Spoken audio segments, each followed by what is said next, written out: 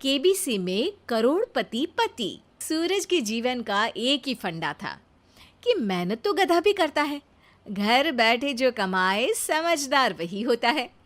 इसीलिए उसने कभी नौकरी ही नहीं ढूंढी। इस बात से हालांकि उसकी पत्नी शिखा बिल्कुल भी अग्री नहीं करती थी, पर फिर भी सूरज को समझाना बेकार था। टीवी में कैसे बनोगे करोड़पति का ऐड देखकर उसे लगा कि बस अब तो घर बैठे ही वो करोड़पति बन सकता है, और उसके पीछे उसने अपने सारे सोर्सेस एक्टिव कर दिए। 2 हफ्ते में उसके कलीग के साले के पड़ोसी के बेटे का सोर्स निकलता है जो कि उसे शो में पहुंचा सकता है, और सूरज उससे मिलने चला जाता है। अच्छा, तो हमें मुकेश जी बता रहे थे कि आप हमें शो में पहुंचा सकते हैं। हाँ, उसमें कोई तकलीफ नहीं है। मैं कल अगर कोशिश करूँ तो इसी महीने में आपका नंबर आ जाएगा। अरे ये तो बहुत बढ़िया हो गया। अच्छा, वो सिलेबस और क्वेश्चन पेपर का कोई जुगाड़ है क्या? हैं?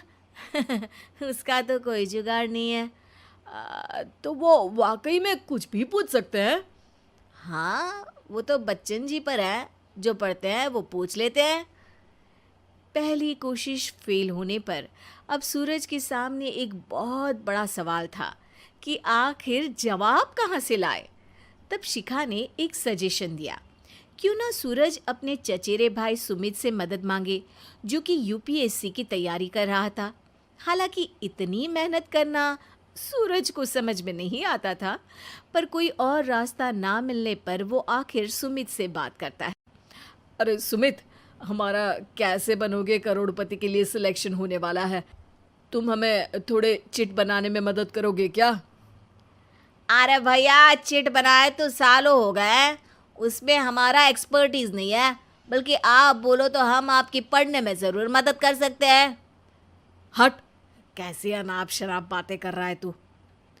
सूरज ने सुमित को मना तो कर दिया था, पर तैयारी करने के सिवाय कोई चारा उसे दिख भी नहीं रहा था। खासकर जब 12 के पेपर लीक करने के एक्सपर्ट शुक्ला जो भी हाथ जोड़ लेते हैं।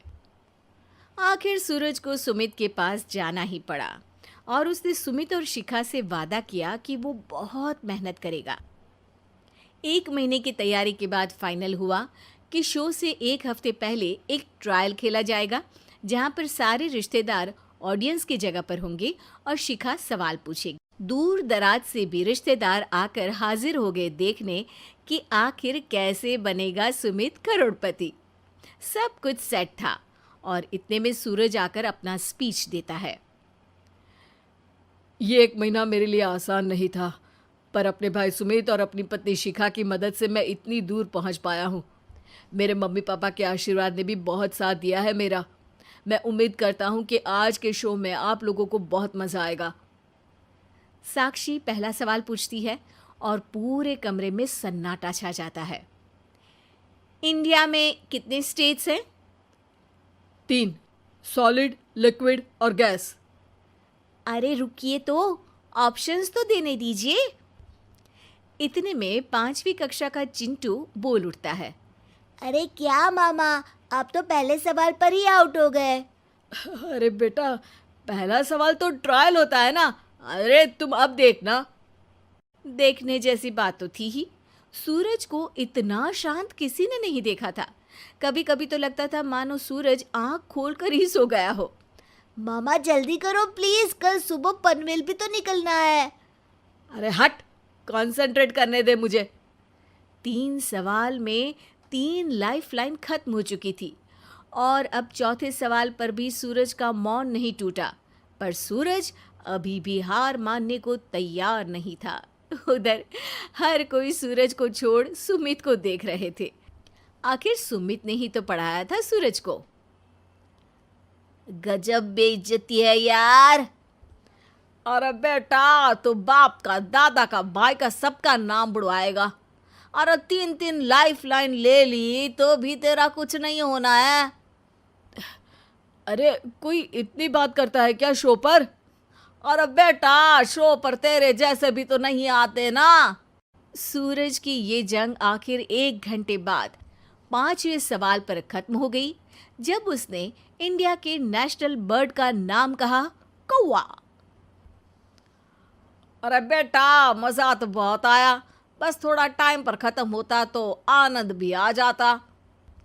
ताने बारिश के बूंदों की तरह बरस रहे थे और सूरज को भी समझ आ रहा था कि ये करोड़पति बनना शायद उसके बस के बाहर की बात है।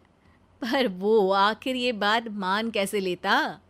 वो सख्त लौंडा जो ठहरा, उसने सोचा कि बेइज्जती तो हो ही चुकी है, पर अगर मैं हार नहीं मानूं तो शायद कुछ हो सकता है।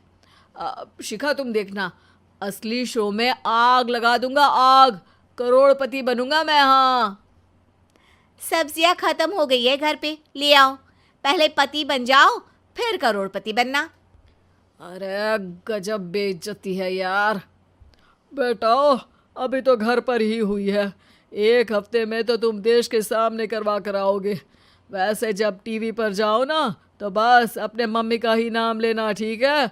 कोई पूछे तो बोलना कि पापा नहीं है मेरे। अरे पढ़ाई की, पेपर निकलवाए, इतने सारे लोगों को खाना खिलवाया, क्या फ़र्क पड़ा? इसीलिए मैं कहता हूँ कि मेहनत तो गधा भी करता है, घर बैठे जो कमाए वही सिकंदर।